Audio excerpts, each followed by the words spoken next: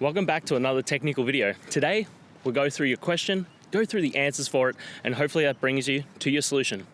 Guys, remember to stay just a little bit crazy to get to that solution just like me. And let's get started.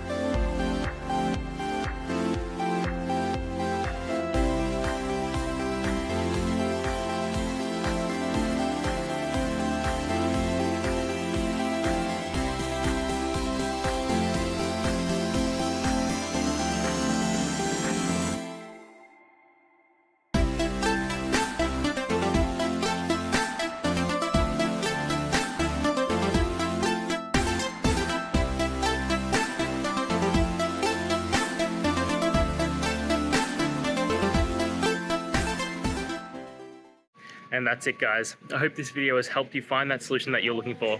If it did, please hit the subscribe button. I'd really appreciate it. And until next time, I hope you have a good one. Cheers.